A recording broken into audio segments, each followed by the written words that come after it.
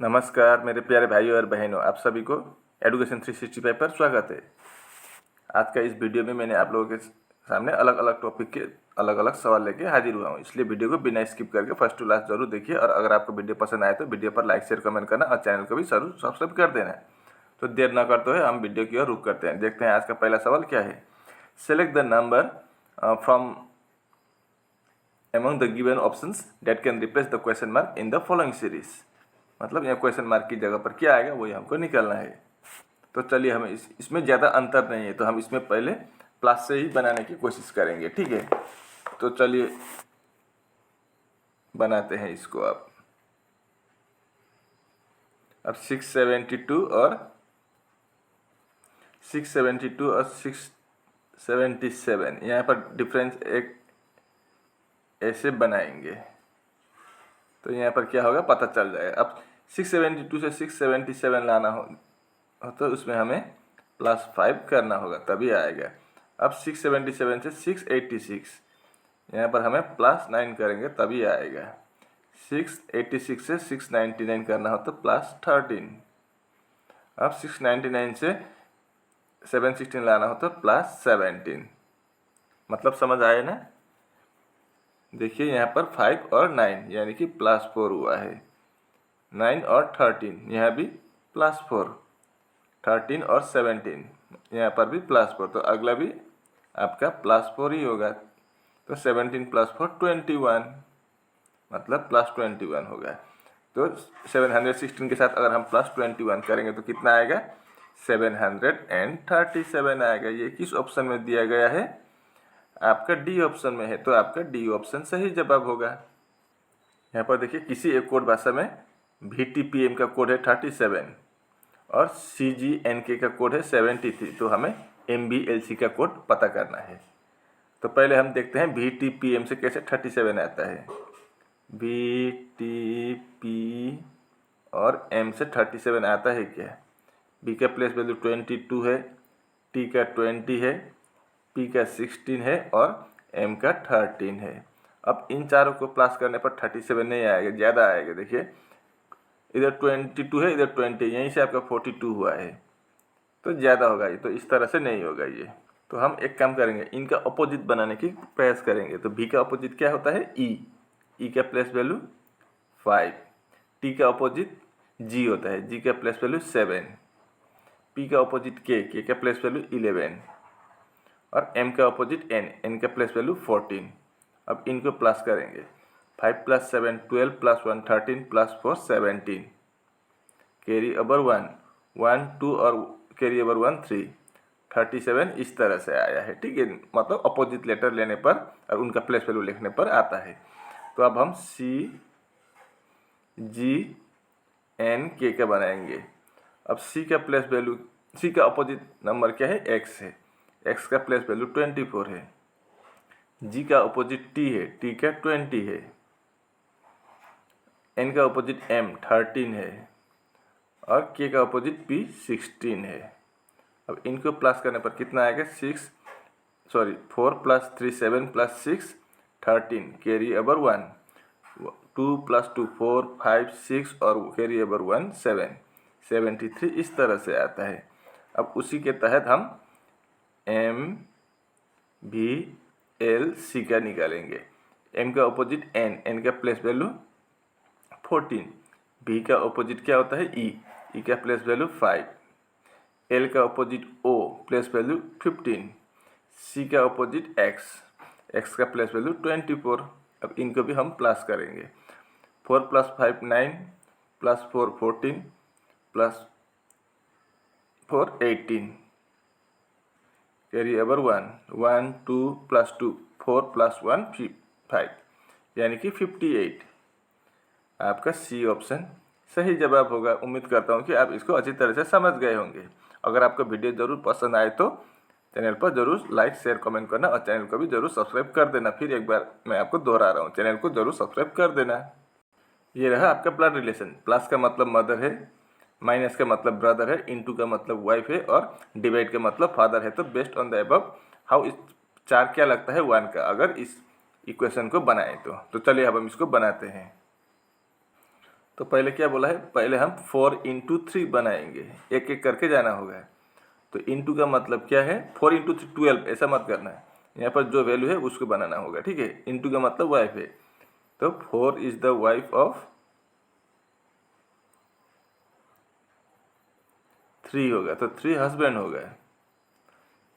अब अगला 3 minus 2, minus का मतलब क्या है, ब्रदर है, तो 3 इज द ब्रदर ऑफ 2 होगा। अब अगला फिर 2 माइनस 1, माइनस का मतलब ब्रदर है, तो 2 इज द ब्रदर ऑफ 1 होगा। अब सवाल में पूछा है 4 क्या लगता है 1 का, 4 इधर है 1 इधर है, तो क्या लगेगा, 1 का भाई है 2, 2 का भाई है 3, मतलब 1 का भाई होगा 3, और 3 का वाइफ है यानी कि पत्नी है 4, तो उसका क्या लगेगा, इसके भाई 1 का भाई है 3 और 3 के पत्नी है, तो भाई का पत्नी होगी, भाभी होगी। तो यहाँ पर भाभी वैसे नहीं दिया है, ब्रदर्स वाइफ दिया है, तो आपका डी ऑप्शन सही जवाब होगा। ये रहा अगला सवाल, एक घड़ी इस प्रकार रखी गई है कि दोपहर 12 बजे उसकी मिनट की सुई उत्तर पूर्व दिशा की ओर है, दोपहर 1:30 बजे उसकी घंटे की सुई किस दिशा की ओर होगी। A clock is so placed that at 12 noon its minute hand points towards the northeast. In which direction does its hour hand points at 1:30 p.m. तो इसके लिए हमें पहले घड़ी बनाना ज़रूरी होता है। तो चलिए हम इसका डायरेक्शन बनाते हैं, तभी घड़ी भी बन जाएगा। तो चलिए हम इसका डायरेक्शन बना लिए। ऊपर हमेशा नॉर्थ होता है, नीचे की तरफ साउथ, और राइट की तरफ ईस्ट, और लेफ्ट की तरफ वेस्ट, और बाकी north east, south north west, south east, south west. ये तो आपको पता ही है, बीच बीच में होता है। अब यहाँ पर बोला है 12 बजे क्या हुआ था, इसके काटा किधर है, ऐसे देखे तो 12 इधर होता है, 3 इधर होता है, 6 इधर होता है, और 9 इधर होता है।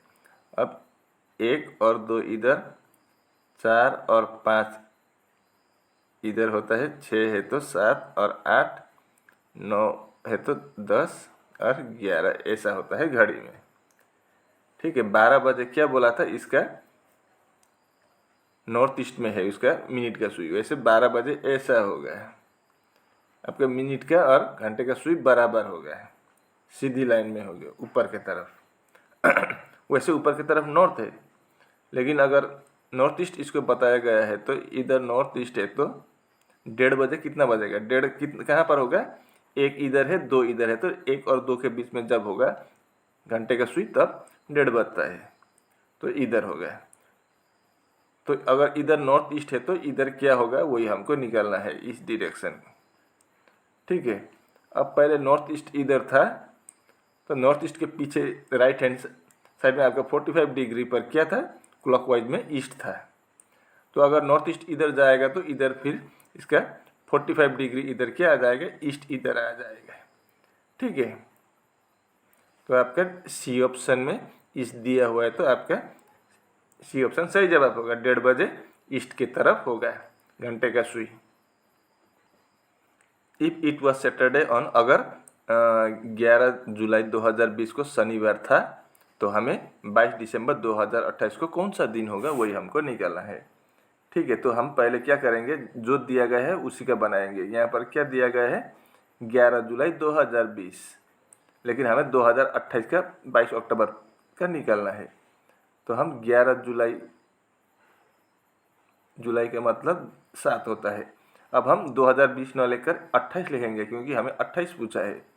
भले ही ये तारीख न सेम न हो, लेकिन यार हम वही लिखेंगे, ठीक है। तो हम 2028 लिख देंगे इधर। अब उससे ये वाला डेट को हम माइनस कर देंगे, 11 जुलाई 2020 से। अब 11 से 11 0, कुछ नहीं रहेगा, और 7 से 7 माइनस करेंगे तो कुछ नहीं रहेगा, और 2028 से 2020 माइनस करेंगे तो 8 बचेगा। अब आगे देखिए, हम अब 2020 के जुलाई में है, ठीक है। जुलाई के बाद अगस्त, सितंबर, अक्टूबर, नवंबर, दिसंबर, तो उसके बाद 2021 आएगा, 2022, 2023, 2024। 2024 में आपका एक लीप ईयर होता है।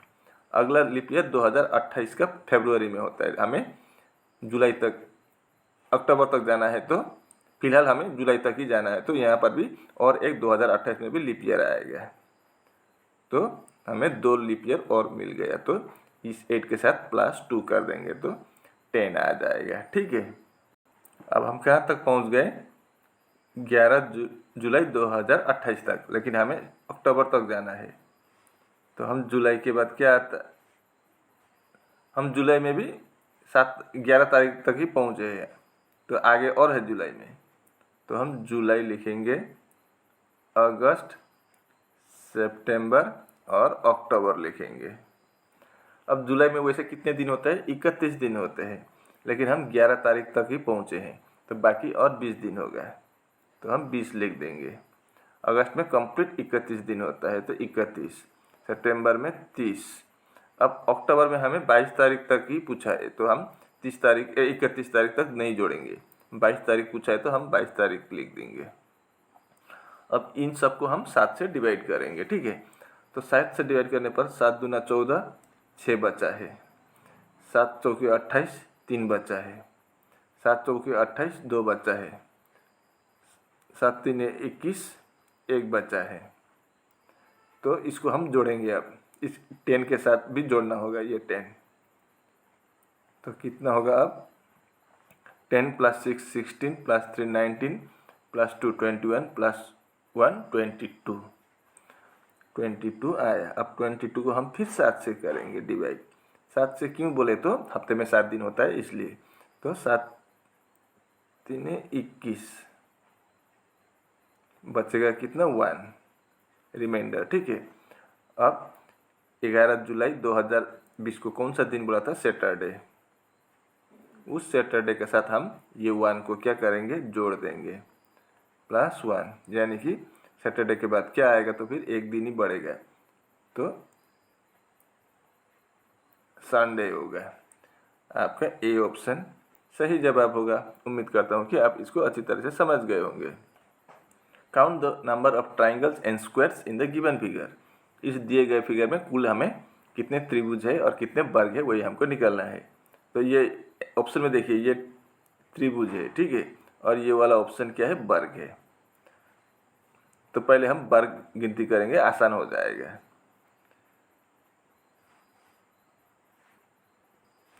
तो इस वाला फिगर देखिए पहले, सबसे पहले यहाँ पर 1 है, ये 2 हुआ, यहाँ पर 1 है, 3, एक इधर है, 4, एक ये है, 5, और ये एक बड़ा वाला को हमने पकड़ा ही नहीं, हमने छोटा छोटा पीस पकड़ा था, 1 2 3 4, और ये बीच वाला 5, और ये बड़ा वाला 6, और यहाँ पर ऊपर 1 है। तो कितना हुआ? 7। मतलब आपका बी ऑप्शन में 8 वर्ग दिया गया है, या 8 स्क्वायर, ये नहीं होगा। और सी ऑप्शन में भी 8 दिया गया है, नहीं होगा। स्क्वायर 7 ही होगा, तो या तो ए नहीं तो डी हो जाएगा। अब हम ट्राइंगल्स गिनती करेंगे। तो इस फिगर में कितना ट्राइंगल्स है? यहाँ पर 3 ट्राइंगल्स है। इधर लेफ्ट और राइट दोनों तरफ एक एक है, और ये इन दोनों को जोड़कर 1 हो गया। तो यहाँ से 3 ट्राइंगल्स निकल आया। अब यहाँ पर देखिए, आपका एक ट्राइंगल्स ऐसा बनता हुआ दिख रहा है, एक ट्राइंगल्स ऐसा भी बनेगा, 2 हुआ। अब इन दोनों को मिला के और एक बनेगा, तो 3। अब यहाँ पर देखिए, ये बड़ा वाला एक बनेगा इस साइड का, ठीक है, एक इस साइड भी बनेगा, 2 हुआ। अब इन दोनों के मिला के और एक बनेगा, तो 3 हुआ। कितना हुआ? 9 ट्राइंगल्स हमको मिल चुका है। अब आगे देखिए, यहाँ पर एक ट्राइंगल्स ये बनेगा, एक, ये एक, 2, यहाँ पर एक, 3, और यहाँ पर एक 4। तो 9 के साथ +4 कर देंगे, तो 13 ट्राइंगल्स मिल चुका है। अब और मिलेगा, देखिए यहाँ पर बीच में ऐसा है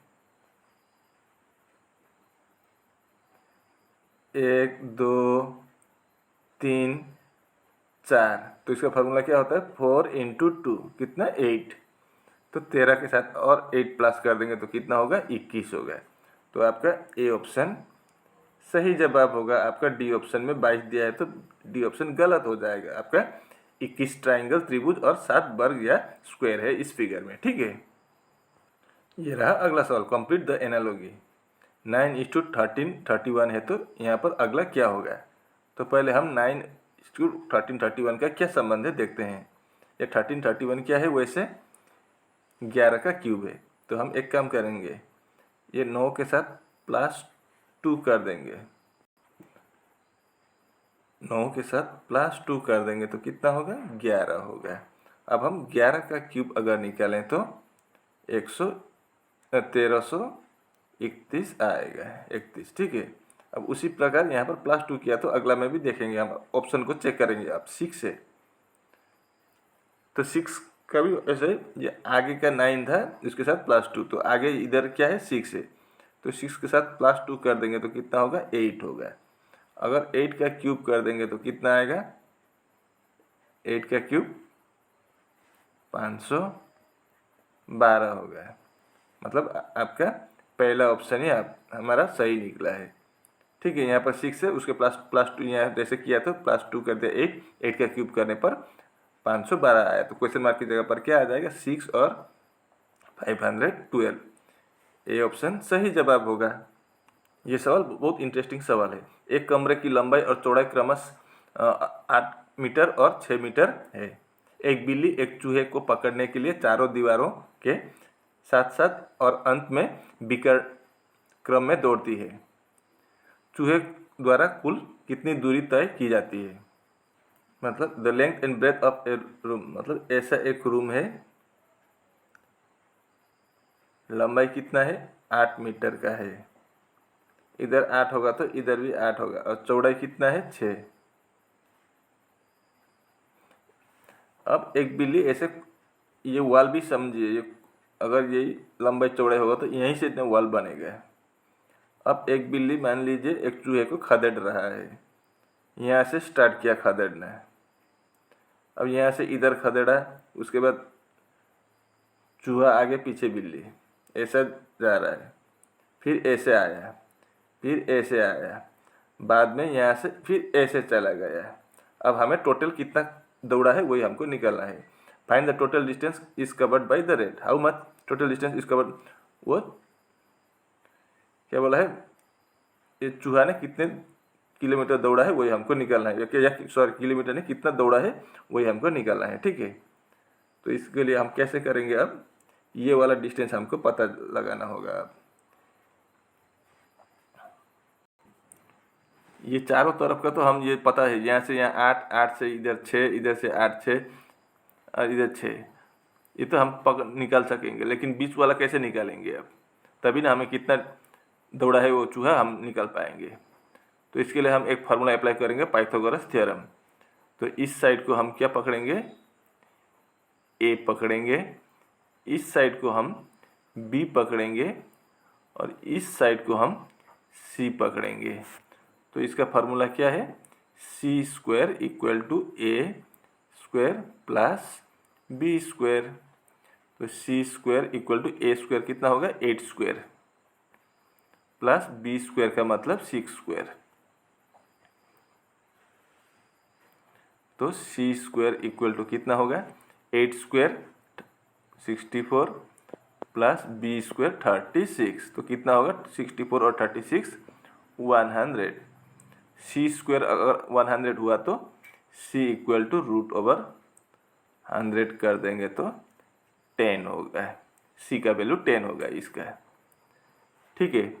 अब सबसे पहले हम इसका परिमाप निकालेंगे, यानी कि पेरीमीटर, ये चारों तरफ का कितना होगा। तो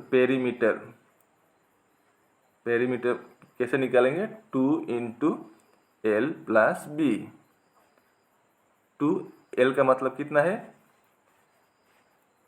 8 है लेंथ लंबाई, और चौड़ाई 6 है।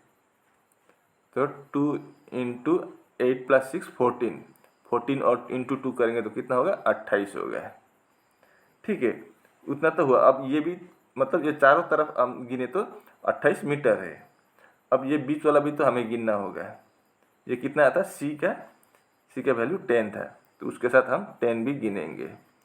तो 28 और 10 38 मीटर टोटल वो चूहा बिल्ली के डर से आगे आगे भाग रहा था। ठीक है, इधर 8, इधर 6 14, इधर 14 और 8 22 और 6 कितना हुआ 28 और ये 10 38 मीटर दौड़ा है। तो आपका सी ऑप्शन सही जवाब होगा। विच of the following term will replace the question mark in the following series. तो क्वेश्चन मार्क की जगह पर क्या आएगा वही हमको निकालना है। तो इनके प्लेस वैल्यू हम पहले लिखेंगे एक एक करके। ठीक है, एफ का वैल्यू कितना है 6 है, आई का वैल्यू 9 है, एल का 12 है, ओ का 15 है। तो यहाँ तो आसान सा लॉजिक दिख रहा है। 6 और 9 मतलब +3 हुआ है, इधर 9 के साथ भी +3 हुआ है, 12 के साथ भी +3 हुआ है, 15 तो 15 के साथ भी +3 होगा अवश्य। तो 15 + 3 18, 18 का मतलब पहला अक्षर क्या होगा आर होगा। तो आपका डी ऑप्शन कैंसिल। अब अगला देखेंगे हम। अगला में क्या है 8 एच है, एच का मतलब 8, इधर जे 10, इधर एल 12, इधर एन 14। तो 8 + 2 10, यहाँ पर +2 हुआ है 10, +2 हुआ है 12, +2 हुआ है 14। तो अगला भी +2 कर देंगे तो 16 होगा। 16 का मतलब P होगा अगला, आर के बाद P होगा। आर के बाद P होगा तो आपका सी ऑप्शन भी कैंसिल होगा। अब हम एक निकालने से हमारा आंसर निकल आएगा, या तो लास्ट का या तो थर्ड का। अब हम तीसरा निकालेंगे। ठीक है, यहाँ पर कितना है भी का प्लेस वैल्यू 22 है, इधर एस है, ये भी अंडरलाइन कर देता हूँ, ये 22 लिख दिया। एस का 19 है, पी का 16 है और एम का 13 है। मतलब यहाँ से यहाँ कितना डिफरेंस है -3, इधर भी -3, इधर भी -3, तो अगला भी -3 होगा। तो कितना होगा 13 - 3 10, 10 का मतलब जे होगा, RPJ। आपका ए ऑप्शन सही जवाब होगा, RPJI होगा आपका सही जवाब। हमने लास्ट वाला निकालने की जरूरत ही नहीं पड़ी, हमारा आंसर RPJI होगा कंफर्म। ए ऑप्शन सही जवाब होगा। ये रहा अगला सवाल। ABCDNE are sitting in a straight line facing the north, north की तरफ देखकर बैठ रहे हैं। ठीक है, अब A is next to B, A is sitting next to B, C is sitting next to D, D is not sitting with E who is on one of the extreme left end, C is in the second position from the right, A is to the right of B and E, A and C are sitting together, in which position A is sitting। अब यहाँ पर हमें जब तक confirm ना हो left या right हम नहीं लिखेंगे। A is sitting next to B, A B के नज़दीक है, सामने है। तो अब कहाँ पर होगा वो कैसे मालूम, टोटल 5 आदमी है। ठीक है, इसको फिलहाल हम छोड़ देंगे। C is sitting next to D, C भी डी के नज़दीक है, अगले में है डी, सी के अगले में क्या आएगा डी आएगा, वो पता नहीं। अब D is not sitting with E, D E के साथ नहीं बैठा है। Who is on the extreme left, जो एक्सट्रीम लेफ्ट में है, मतलब ई किधर है एक्सट्रीम लेफ्ट में है। तो हम अब 5 सीट बना सकेंगे, 1 2 3 4 5। तो हु इज ई कहाँ पर है, on the extreme left and, left and मतलब इधर होगा ई। अब यहाँ पर ई के साथ डी नहीं है, यही बोला है। अब आगे देखते हैं। C is in the second position from the right, अब राइट इधर है, राइट से सेकेंड पोजिशन इधर कौन है सी है, तो हमारा ये भी बन गया। आगे क्या बोला है, A is to the right of B, A कहाँ पर है बी के राइट में है। अब बी तो यहाँ नहीं होगा, अब यहाँ पर अगर हम यहाँ पर 2 जगह ही नहीं है, एक ही जगह है, तो यह नहीं होगा। अब यहाँ पर 2 जगह है। ठीक है, तो ए कहाँ पर है बी के राइट में, तो अगर हम बी यहाँ लिख दें तो बी के राइट में ए हो जाएगा। तो एक ही बंदा छूटा है, कौन? डी। तो डी का स्थान यहाँ हो जाएगा। अब सवाल में क्या पूछा है? In which position A is sitting. A कहाँ पर बैठा है वो हमको निकालना है। तो ए कहाँ पर बैठा है?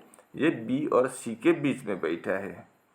तो बिटवीन बी एंड सी, आपका बी ऑप्शन सही जवाब होगा। ए बी और सी के बीच में बैठा है, तो बी ऑप्शन सही होगा। Complete the analogy. WEL is to DV हो है और FOR इज टू ULI है, तो SDX इज टू क्या होगा? यहाँ पर अगर आप अपोजिट लेटर पता चले, आपको याद है, तो ये आसान से बना सकेंगे। ठीक है, अब देखिए W का अपोजिट लेटर है D, E का अपोजिट लेटर है V और L का अपोजिट है O। अगला में F का अपोजिट U, O का अपोजिट L और R का अपोजिट I। तो उसी प्रकार S का अपोजिट क्या है? H है। तो आपका बी ऑप्शन कैंसिल। अब D का अपोजिट क्या है? D का अपोजिट W होता है। तो आपका पहला ऑप्शन सही होगा हमारा। और लास्ट में X का अपोजिट C हो जाएगा।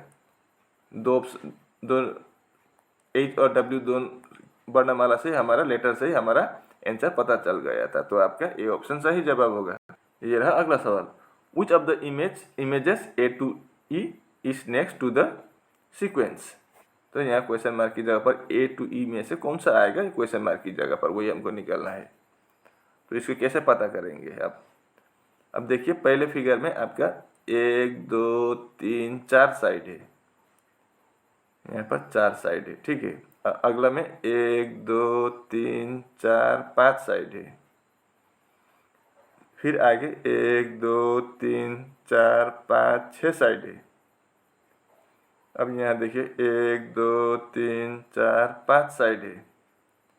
तो 4 5 6 5, फिर यहाँ 4 हो गया। तो 4 साइड वाला आपका ये नहीं है। 1 2 3 4 5 साइड है ये इसका, तो इसको हटा देंगे हम। 1 2 3 4 5 6 साइड है, इसको भी हम हटा देंगे। अब A C या D में से कोई एक होगा। अब उसी तरह से अंदर का भी गिनेंगे। 1 2 3 है, यहाँ पर इस वाला में 3 है अंदर का, इसमें 4 है, इसमें 1 2 3 4 5 है, इसमें फिर 4 आया। तो यहाँ अगला में क्या होगा? 3 होगा। 3 4 5 4 3। तो आपका ये डी ऑप्शन में 5 है। 1 2 3 4 5। तो आपका डी ऑप्शन भी नहीं होगा। अब ए और सी में से ही कोई एक होगा। ठीक है, अब देखिए यहाँ पर ए, ये पहला वाला फिगर, मैं इसको साफ कर देता हूँ, इतना तो समझ आया ना आपको। अब देखिए पहला वाला फिगर क्या है? अंदर ब्लैंक है। तीसरा फिगर, दूसरा वाला कलर है, यहाँ बीच वाला है। थर्ड में बीच वाला ब्लैंक है। चौथे में कलर है। तो यहाँ पर जो होगा वो क्या होगा? ब्लैंक होगा। तो आपका ए ऑप्शन में ब्लैंक है, डी ऑप्शन में कलर है। वो भी है एक बात। दूसरा बात ये भी है, और ये बाहर वाला जो है ये कलर्ड है, इसका कलर्ड नहीं है, ब्लैंक है। तीसरे का कलर्ड है, चौथे का ब्लैंक है, तो पांचवे का कलर होगा। लेकिन यहाँ पर ब्लैंक है, यहाँ पर कलर्ड है। तो आपका ए ऑप्शन सही जवाब होगा। अब इस सवाल को देखिए, यहाँ पर 624 इक्वल टू 160 है और 448 इक्वल टू 116 है। तो 528 इस टू क्या होगा? इक्वल टू क्या होगा? इस टू नहीं, इक्वल टू क्या होगा? तो 624 से कैसे 160 आता है, या 160 से कैसे 624 बनता है? तो सबसे पहले तो हमें वही जानना होगा। तो हम यहाँ पर एक काम करके देखते हैं। पहले हम ये 624 है ना, इसको हम 624 ही लिख देते हैं। उसके साथ हम प्लस 16 कर देंगे तो कितना होगा? 640 होगा। अब इसको अगर हम 4 से डिवाइड कर देंगे तो 160 आ जाएगा। अब अगला में कितना है? 448 है। यहाँ पर भी हम प्लस 16 कर देंगे। प्लस 16 करने पर आपका आएगा 464। अगर हम 464 को 4 से डिवाइड कर दें तो आएगा 116। अब उसी के तहत हम 528 का भी बनाएंगे। 528 के साथ भी हम +16 कर देंगे तो होगा आपका 544। अब 544 को अगर हम 4 से डिवाइड कर देंगे तो आएगा 136। तो क्वेश्चन मार्क की जगह पर यहाँ पर 136 होगा आपका आंसर।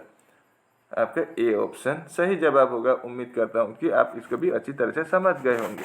और इसी के साथ आज का वीडियो यहीं पर समाप्त होता है। अगर आपका वीडियो पसंद आए तो वीडियो पर लाइक शेयर कमेंट करना और चैनल को भी जरूर सब्सक्राइब कर देना। मैं ऐसे मुद्दे लेकर अगले वीडियो में फिर हाजिर हूँगा। तब तक के लिए मुझे विदा दीजिए। आपका दिन शुभ हो। राधे राधे।